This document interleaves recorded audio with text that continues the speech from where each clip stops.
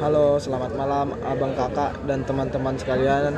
Perkenalkan, nama saya Jandrik Pangutan Utagaol, NIM 124370011, anggota kelompok 1 Praktikum Ilmu Ukur Tambang kelas RB. Di sini saya akan menceritakan pengalaman saya mengenai ekskursi ataupun visit company ke PT Smelting Freeport dan juga ke kampus UPN Veteran Yogyakarta dan ke himpunan mahasiswa Teknik Pertambangan Universitas Veteran Yogyakarta. Nah, kami berangkat itu pada tanggal 2 jam 9 pagi menggunakan bus single cabin yang berkapasitas sekitar 50 orang, dan kami sampai di Bakauheni itu sekitar pukul 11 kurang lebih, dan kami melakukan pelayaran dari Bakauheni menuju Pelabuhan Merak. Di Pelabuhan Merak itu, dari Bakauheni menuju Pelabuhan Merak, kami melakukan perjalanan selama 2 jam kurang lebih. Setelah sampai di sana dari Merak, kami juga makan untuk mengisi energi sarapan untuk dapat melanjutkan kembali perjalanan kami. Setelah itu kami sampai di Gresik itu sekitar jam 9 pagi juga, dan kami singgah di sebuah rumah makan untuk makan dan beberes dalam diri, baik itu mandi dan yang lain-lainnya, serta kami juga istirahat. Di selang waktu jam 9 hingga jam 11 itu kami menunggu Pak Laude untuk datang menemui kami. Akan tetapi kami pertama berangkat ke PT Smelting Freeport itu pada jam 11, dan di sana kami juga disambut dengan baik oleh bapak-bapak pekerja di smelter tersebut. Jadi smelter tersebut berada di Desa Romo, Kecamatan Manyar, Gresik, Jawa Timur. Pemateri dari PT Smelting tersebut ada Pak Reza sebagai engineer produksi dengan lulusan teknik kimia, dan Pak Bowman sebagai government eksternal dengan pendidikan metalurgi ITB, dan Ibu Kartika K3 sebagai officer. Jadi PT Smelting tersebut berdiri sejak tahun 1986. Akan tetapi mulai beroperasi pada tahun 1998. Di sana kami mendapatkan materi mulai dari panduan K3 dan proses-proses pengolahan dan pemurnian dari konsentrat tembaga tersebut. Kami mendapatkan materi panduan ketiga, yaitu kami diajarin memakai visitor card dan APD lengkap ataupun alat pengaman diri lengkap. Di sana itu tidak diperbolehkan merokok, tidak diperbolehkan makan dan minum di lapangan ataupun di pabriknya, dan juga dilarang memotret karena ada hal-hal yang tidak boleh disebarluaskan ke luar, yang itu merupakan rahasia dari perusahaan tersebut. Kami juga mengikuti instruksi pemandu. Nah, materi yang kami dapatkan itu juga ada berupa smelter plant, yaitu proses mengubah anoda melalui suhu tinggi. Yang kedua itu ada acid plant dan water treatment plant. Di materi tersebut dijelaskan tentang potensi bahaya yang muncul dan asam sulfat serta yang lain-lainnya. Yang ketiga itu refinery plant. Nah, di refinery plant ini anoda itu dielektrolisis, diberitahu potensi bahayanya, dilakukan elektrolit dengan arus listrik tinggi. Terus kami juga diberitahu area tambahan kantor dan kantin itu adalah area tanpa APD. Jadi apa sih APD itu, apa aja sih APD itu? APD sendiri adalah alat pengaman diri ataupun alat pelindung diri. Jadi di APD tersebut ada helm safety dengan pengait, ada sepatu safety baik berupa boots dan juga ujung besi. Kemudian kita diwajibkan menggunakan lengan panjang, celana panjang yang berguna untuk melindungi kulit kita dari bahaya yang mungkin akan terjadi. Kita juga menggunakan kacamata dan sarung tangan. Kacamata digunakan untuk melindungi diri dari panas peleburan dan juga untuk melindungi diri dari kemungkinan leburan itu mengenai mata. Kita juga diberikan sarung tangan. Sarung tangan ini berguna untuk menjaga tangan kita untuk berkontak langsung dari material berbahaya. Kita juga diajari ketika kondisi darurat agar tetap tenang, mengikuti instruksi, jangan berjalan sendiri tanpa, dan juga tidak diperbolehkan jalan sendiri tanpa pemandu apabila terjadi kondisi darurat. Kemudian kita juga ditampilkan video profil PT Smelting. Jadi PT Smelting itu terdiri dari dua perusahaan pemegang saham. Yang pertama adalah PT Freeport dan juga PT Mitsubishi Material. Saham dari Mitsubishi Material tersebut berjumlah 33,89%, sisanya itu dipegang oleh Freeport. Jadi di PT Smelting Freeport tersebut sudah menggunakan metode modern sejak 1970. Teknologinya didatangkan dari Jepang dengan kategori kelas A. Polusi udara juga ditekan hingga ke titik nol.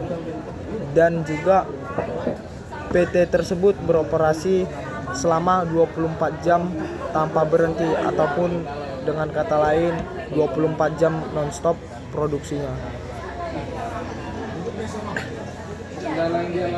Supplier dari bahan produksi tersebut adalah PT Freeport Indonesia.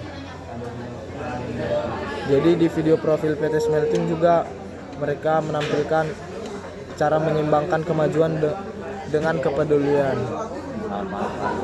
Kemudian apa sih PT Smelting? PT Smelting tersebut memiliki luas area 28,5 hektar. Dan kenapa sih harus di Gresik? Karena di Gresik itu dekat dengan pabrik pupuk, menghadap ke laut, dekat dengan pelabuhan komersial dan infrastruktur yang baik. Jadi kemana sih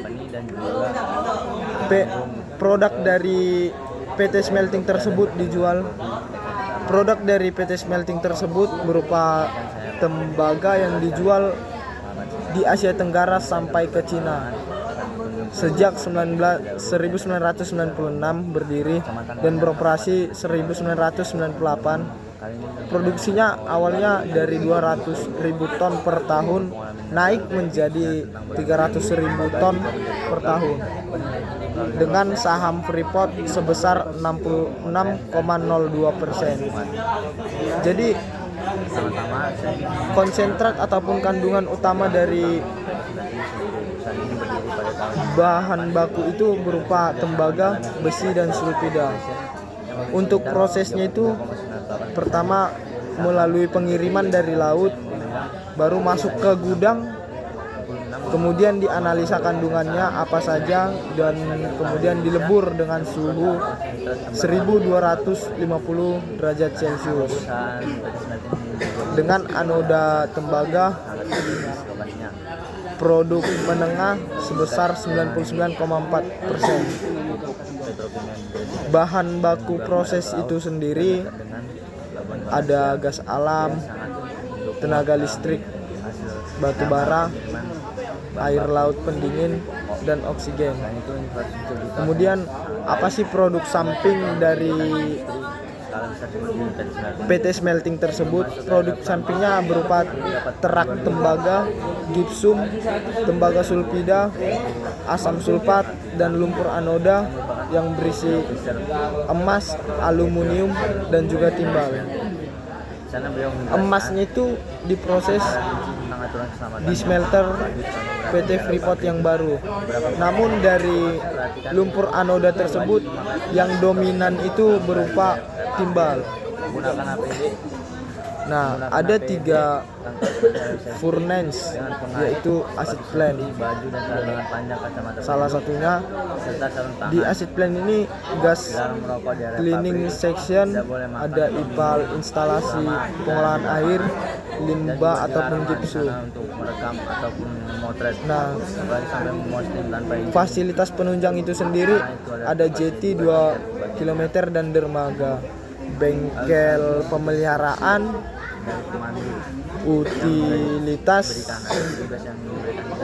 dan juga alat penganalisa konsentrat. Ada pun program-program dari PT Smelting tersebut, program strategisnya yaitu 5S dan OSH. Setelah materi, kami diajak mengelilingi pabrik PT Smelting tersebut. Kami dibawa oleh Pak Reja dengan menggunakan mode mobil single cabin, yaitu mobil dengan produk Hiace. Di sana kami diajak mengelilingi pabrik tersebut. Nah, ketika mengelilingi pabrik tersebut, kami dibawa ke proses peleburan dan juga proses elektrolisis.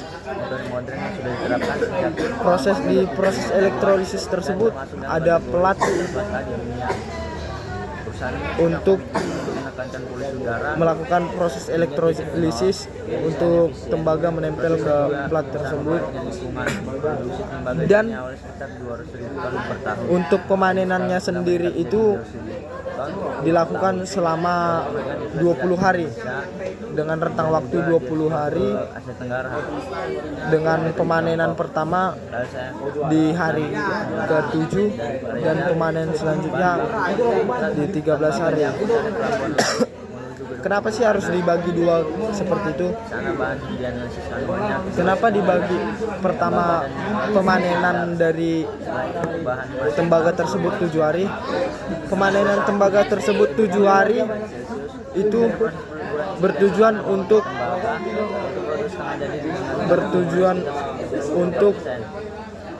tembaga tersebut hasil elektrolisis tersebut tidak menimbulkan daging yang terlalu tebal sehingga akan dapat memicu ledakan. Nah, ketika kami juga mengunjungi tempat untuk proses elektrolisis tersebut, kami juga melihat ada beberapa petugas yang mengecek dari susunan plat tersebut. Yang diceknya itu berupa seperti jembatan antara plat. Apabila ada terjadi seperti jembatan untuk menghubungkan satu plat ke plat yang lainnya, itu dihancurkan agar tidak terjadi ledakan. Setelah itu kami juga mengelilingi proses yang lain. Proses peleburan itu dilakukan dengan suhu 1250 derajat Celcius. Nah, setelah itu kami juga dibawa melihat pipa ataupun corong besar untuk pembuangan dari hasil pengolahan tersebut berupa sulfur. Nah, sulfur tersebut itu sendiri sudah bernilai sangat kecil sehingga aman untuk dilepaskan langsung ke udara. Setelah dari kunjungan tersebut, kami balik ke aula untuk sesi tanya jawab. Sebelum sesi tanya jawab itu, kami juga menyerahkan kembali APD yang kami terima kepada perusahaan. Kami ketika di aula tersebut, kami diberi berupa merchandise yang berupa topi, pena, buku, dan juga lanyard serta tote bag. Di aula tersebut kami juga memberikan berupa merchandise ataupun seperti penghargaan kepada PT Smelting tersebut karena mereka sudah mau menerima kami dan juga membagi ilmunya kepada kami, dan juga itu untuk menunjukkan bahwasanya kami pernah berkunjung ke PT tersebut. Sebaliknya PT tersebut juga memberikan sebuah kenang-kenangan kepada kami. Setelah dari situ kami pulang menuju penginapan, dan besok paginya kami berangkat ke Jogja, yaitu ke kampus Universitas Veteran Pembangunan Negeri Yogyakarta ataupun disingkat dengan UPN Veteran Yogyakarta. Di UPN tersebut kami mengunjungi program studi teknik pertambangan ataupun himpunan dari mahasiswa teknik pertambangan kampus tersebut. Ada 3 pilar utama dari kampus tersebut, yaitu teknik geologi, teknik pertambangan, dan teknik perminyakan. Ketika kami sampai di kampus tersebut, kami disambut baik oleh teman-teman dari kampus tersebut.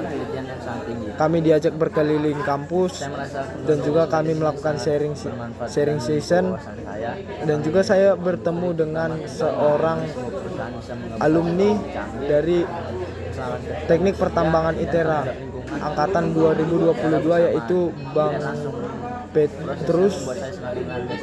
Kemudian saya bercerita kepada Bang Petrus dan juga teman-temannya. Saya bertanya mengenai Kahim dan juga kabinetnya. Kabinetnya itu sendiri adalah kabinet Lentera Jingga. Setelah dari situ kami melakukan sesi foto bersama untuk sebagai kenang-kenangan kepada kami satu sama lain. Di situ kami melakukan salam tambang dan juga FIFA tambang oleh kampus tersebut ataupun sebagai jargon dari kampus tersebut. Kami mengucapkan salam tambang sebanyak 3 kali dan juga FIFA tambang. Adapun jargon dari FIFA tambang tersebut sendiri yaitu apabila disebut FIFA tambang, jawabannya itu mantap sekali. Setelah dari sesi swafoto tersebut, kami juga melanjutkan perjalanan kami kembali ke Jogja dan kami berkunjung ke Malioboro. Di Malioboro kami berjalan-jalan untuk melihat betapa indahnya Malioboro, dan juga kami membeli beberapa merchandise agar sebagai kenang-kenangan kami pernah ke Malioboro. Merchandise itu berupa gantungan kunci, gelang, dan juga kami membeli beberapa bungkus bakpia patok kepada diri kami sendiri dan juga teman-teman kami sebagai titipan dari teman-teman. Setelah di Malioboro selama 1,5 jam kurang lebih, kami melanjutkan perjalanan pulang kembali menuju kampus tercinta, yaitu Institut Teknologi Sumatera. Ketika kami melakukan perjalanan, kami singgah di rumah makan di Cilegon itu untuk makan dulu agar kami dapat mengisi tenaga kami. Kemudian setelah kami singgah di rumah makan tersebut, kami melanjutkan perjalanan kami menuju Pelabuhan Merak. Dari Pelabuhan Merak kami mengambil bendera dan juga kami mengibarkan bendera himpunan di atas kapal tersebut, serta kami juga mendengarkan beberapa nyanyian lagu dari awak kapal yang menghibur kami ketika di atas kapal tersebut. Di kapal tersebut kami juga mendapatkan tata cara penggunaan jaket pelampung agar apabila terjadi kondisi darurat kami dapat melakukannya sendiri dan tidak terjadi chaos. Kami melakukan perjalanan dari Pelabuhan Merak menuju Bakauheni selama 2 jam kurang lebih. Kami sampai di Bakauheni, kemudian kami melakukan perjalanan ke Itera. Di perjalanan tersebut kami bernyanyi-nyanyi di dalam bus.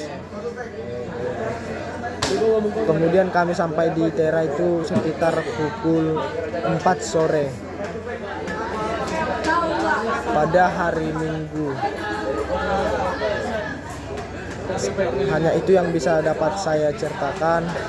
Hanya itu yang saya dapatkan pengalaman saya selama visit company, dan juga saya memohon maaf apabila saya ada memiliki tutur kata yang kurang baik dalam penyampaian. Saya memohon maaf kepada audiens yang mendengarkan video dari saya ini. Sebelumnya saya ucapkan terima kasih karena sudah menyempatkan waktunya untuk melihat dan menonton video saya ini. Semoga apa yang saya sampaikan dan juga apa yang saya dapatkan dapat bermanfaat bagi saya dan bagi audiens yang mendengarkan pengalaman saya tersebut. Saya memohon maaf kembali apabila saya ada tutur kata yang kurang baik. Saya ucapkan Waalaikumsalam warahmatullahi wabarakatuh. Shalom. Selamat malam.